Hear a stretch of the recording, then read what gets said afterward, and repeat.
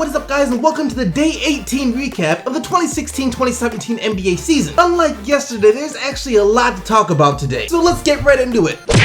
I briefly mentioned that the Hornets were a really good team so far this year before. I briefly snuck it into a few videos, but now I decided to actually talk about it. They lost to the Raptors last night and are now tied with the Raptors, actually 6-2 on the year. And before that they were 6-1, which was the best start in franchise history. The Hornets are a really good team, They're a really good team, but they get basically no exposure on a national level. People don't often talk about the Hornets, but they're still really good. And Kemba Walker is flames. He had 40 points last night. It's not just that he dropped 40 last night that he's flames. No, he's been flames the entire season. He's been flames last year, he's been flames the year before that, but people just don't notice the flames. On the year so far, he's averaging around 25 points per game and like 5 assists while shooting 47% from the field and 46% from 3. 46% from 3. The man is on fire from 3. So he's having a really good year, but with the Hornets, it's deeper than that. It's not just about Kemba Walker, it's about the whole team. The entire team is good. This is a very good team. I'm emphasizing the word team because they play like a team both offensively and defensively. For the season, the Hornets are averaging around 24 assists per game. They're averaging 24 assists per game, which I think is the 7th best in the league. But the thing is, Kemba Walker is their leading assist man with it like around 5 a game. That should say something right there. 5 assists per game is leading your team, yet the team is still getting 24 assists per game. That means the entire team is sharing the ball. And you look at Kemba Walker, you see he's a point guard averaging around 5 assists per game. You think to yourself, oh, he's a ball hog, he doesn't pass the ball. That's not true at all. All that means is that when he passes the ball, the guy who passes it to passes the ball, the guy he passes it to passes the ball again, and it's just a continuous cycle of passing until they find a shot that they like. Just because you don't average like 10 assists per game doesn't mean you're a selfish player. As for defense, they are also one of the best defensive teams in the league, They only allow like 98 points per game, which is also the 7th best in the league. And speaking of defense, someone who gets almost no coverage is Michael Kidd-Gilchrist. He was out all of last year with the injury, and he sat out yesterday against the Raptors with a sore back, and I don't blame him. If I was playing the type of defense that he was on a nightly basis, my back would be sore too. He's not a guy that's going to get you a lot of points. On the year, he's averaging around 8 points per game, 8 rebounds, but then he's averaging a block and almost 2 steals per game. So you're getting some really good defense out of Michael Kidd-Gilchrist, some amazing offense out of Kemba Walker, and then you have Nick Batum, who's basically giving you a little bit of everything. This team overall just has a bunch of really good guys that play hard the entire night. Marvin Williams, Michael Kidd-Gilchrist, Nick Batum,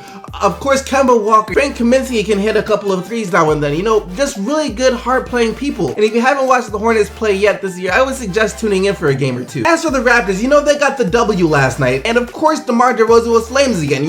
I used to think he would cool off, maybe average like 27, 28 points per game, but now no. DeMar DeRozan is not cooling off anytime soon. He had 34 points last night on better than 50% shooting from the field. And players have contract years, right? They'll try to have a really good season to try and land a big contract over the offseason, and then when the next season starts, they don't try as hard considering they're already getting paid no matter how they perform. But it's nice to see DeMar DeRozan did the exact opposite. He got paid last year, he got paid like one of the best players in the NBA. So he said, I'm getting paid like one of the best players in the NBA. I'm gonna come out here and be one of the best players in the NBA. And he has most definitely done that. While the Hornets and Raptors are playing some really good basketball right now, the same can't be said for the Indiana Pacers, and it's still too early to judge. And here's why. If you're an Indiana fan, you should not give up hope yet. They gave the Sixers their first win of the season last night, right? This is still a brand new team. I'm gonna say this one last time and I'm gonna be done with this topic forever. Paul George is obviously the leader of that team. He's the best player, he's the leader of that team. But everyone else on that roster is basically trying to figure out where they fit in. Whether it's Jeff Teague, Thaddeus Young, Miles Turner, Monte Ellis, they're all trying to adjust. Even the coach, that's a new coach to a brand new system. So everything has to come together, They took my advice and they started CJ Miles over Monte Ellis last night, and Monte Ellis did look better coming off the bench, but they still have to figure out all of that out. It's gonna take the players more than 9 games to figure out exactly what they can do for this team every single night.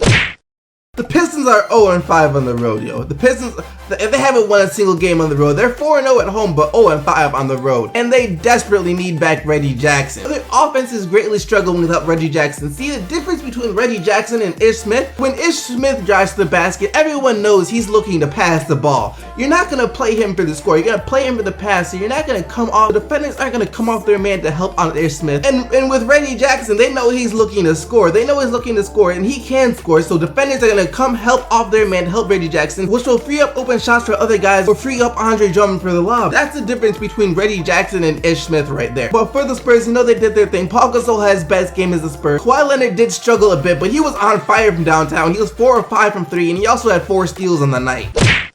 LeBron James has become the youngest player in NBA history to score 27,000 points, and the Cavs won again, beating the Wizards to move on to 7-1 on the season and still having the best record in the Eastern Conference. Yo, LeBron and Irving both had good games. LeBron, I think, had like 27 points and 10 rebounds, and Kyrie had 29 points, and Kevin Love also had a double-double. I didn't watch this game, and I know a lot of New York fans are upset about some of the calls made last night. Yo, Carmelo Anthony was ejected in the second quarter for, I guess, talking to the ref. And after that point, it was basically over. But the thing that Knicks fans are upset about is the fact that Celtics shot 43 free throws. So 43 free throws, that's a lot of freaking free throws. I can't say one way or another whether or not it's bad reffing that cost the Knicks the game.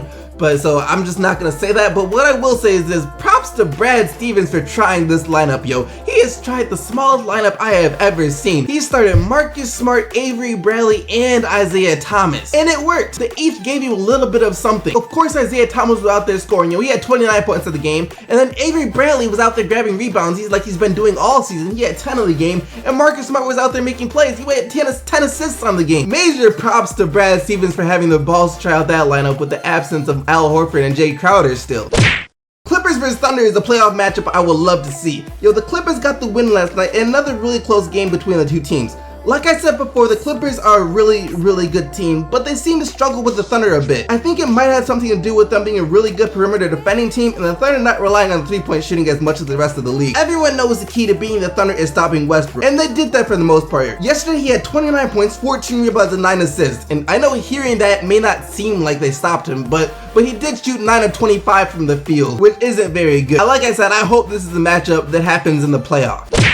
When Lillard and McCollum are on fire, you're not beating Portland. Lillard had 36 points last night and McCollum had 31. But you gotta give props to the Sacramento Kings, yo. They almost did it. With 30 seconds left in the fourth, it looked like the Blazers were gonna get the win, yo. They were up by 5 points. And then the Kings get a couple of stops. DeMarcus Cousins hits a 3 and powers up a layup. And then boom, overtime. And in overtime, the Kings had a few chances to win it at the very end, but they just couldn't make the shots.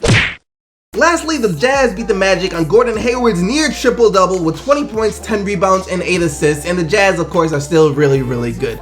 Pay attention to the Jazz. And that about wraps it up for the Day 18 recap of the 2016-2017 NBA season. Hope you guys enjoyed this video. I'm glad I'm feeling a little bit better, so it was easier to make this video. Like this video if you liked the video, and if you haven't already, subscribe for more videos. And you guys already know I'll be right back here tomorrow recapping tonight's game. So until then, keep giving the Bucks team SDC, and I'm out of here.